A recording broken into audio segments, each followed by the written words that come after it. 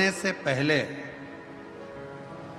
एक नियम है कि बेलपत्र के पत्र को वृक्ष से जब तोड़ा जाता है तो सबसे पहले उसको मंत्र दिया जाता है।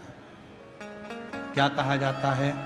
ओम नमः शिवाय। बेलपत्र के पत्र को पेड़ पे से जब तोड़ा जाता है तो ओम नमः शिवाय का नाद किया जाता है। और बेलपत्र के पत्र में, इसमें तो वो नहीं है गूठी, बेलपत्र का जब पत्ता टूटता है तो यहाँ एक गूठी आ जाती है। देखा है आप लोगों ने? जम के तो बोलो, देखा है? तो बेलपत्र के पत्र में जो गूठी होती है उसको भी जब तोड़ा जाता है, उस गूठी को जब अलग किया जाता है तब भी शिव मंत्र उसको दिया जाता है। ओम नमः शिवाय, ओम नमः शिवाय, ओम नमः शिवाय। वृक्ष पे से पत्ते को तोड़ा तो मंत्र दिया, गूठी को तोड़ा तो मंत्र दिया, और बेलपत्र के पत्ते को जब तोड़ा जाता है, मंत्र, पत्ते को तोड़ने से पहले मंत्र प्रदान किया जाता है, और जब तोड़ा जाता है तो कहा जाता है, हे माँ पार्वती, हे माँ गोरा, चलो तुम्हें शिवजी ने बुलाया है मेरे कल्याण के लिए। माँ, आपको शंकर जी ने याद किया है, मेरे ऊपर बहुत दुख है माँ, कल्याण करिए, चलिए मेरे दुख को समाप्त करिए, निमंत्रण दो।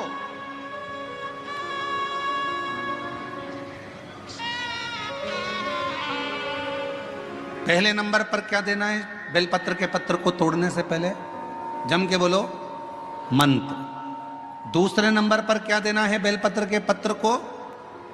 चलने का, जम के बोलो, निमंत्रण। मां पार्वती जी से कहो, हे मां गोरा, हे मां पार्वती, हे मां चलिए, आपको शिव जी ने याद किया है। मां, हे मां पार्वती, हे मां गोरा, मेरे कल्याण के लिए, मेरे दुख को दूर करने के लिए, मेरी तकलीफों को हरने के लिए, हे मां गोरा, मेरे कष्ट को समाप्त करने के लिए, मां गोरा, मेरा भंडार भरने के लिए आपको शिव जी ने याद किया है, निमंत्रण दो।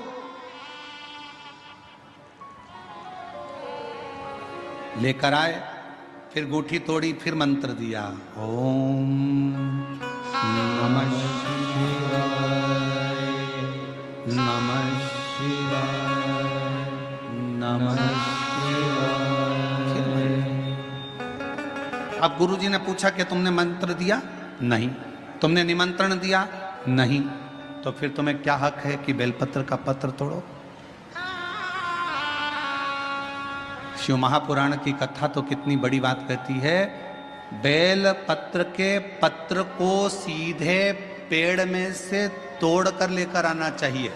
बेलपत्र की डंडी, कई माताओं की, कई भाइयों की आदत थी, बड़ी सी डंडी होती है, उसको वहां से काट लिया, तोड़ लिया, पूरी की पूरी डंडी तोड़ कर लिया है, फिर घर पर आकर उसमें से पत्तियां तोड़ ली, जो डंडी थी उसको पटक दिया। ना ना ना, ये गलत है, ये गलत है। वृक्ष से पत्तों को निमंत्रण देकर फिर तोड़ा जाता है, और फिर लेकर आकर दूठी तोड़ते समय भी शिव मंत्र को दिया जाता। कुछ नियम है बेलपत्र के भी, उसको धारण करना चाहिए। कुछ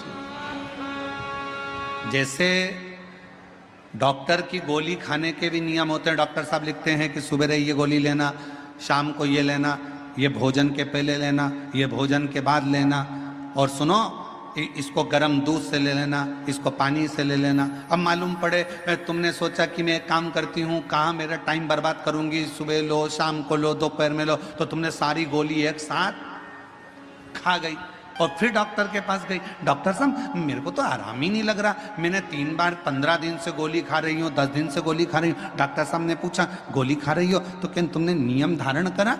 हाँ, क्या क्या नियम धारण करा? सुबह की गोली सुबह खाई, भूखे पेट की भूखे पेट खाई, भोजन के बाद की भोजन के बाद खाई? नहीं नहीं नहीं, मेरे पास समय नहीं रहता, इसलिए सारी की सारी एक साथ खा गई। डॉक्टर ने कहा इसीलिए तो दवाई असर नहीं कर रही है। दवाई खाने का भी तरीका होता है, आवाज सेट नहीं है भाई, दवाई खाने का भी तरीका होता है। दवाई को खाने का भी एक तरीका है, उस दवाई को खाओगे आनंद पाओगे, स्वस्थ हो जाओगे, रोग मुक्त हो जाएगा। तो दवाई के खाने का भी तरीका है। उसी तरह गुरु कह रहे हैं, संत ने कहा कि तुमने गलती करी, तुमने करी। पहले मंत्र दो, फिर से बोलो, पहले मंत्र, फिर निमंत्रण, फिर दूठी तोड़ते समय फिर मंत्र, फिर ओम नमः शिवाय, ओम नमः शिवाय, ओम नमः शिवाय। फिर मंत्र के बाद निमंत्रण दो। माँ पा, हे माँ गौरा, साथ में बोलो, हे माँ गौरा, हे माँ पार्वती, चलिए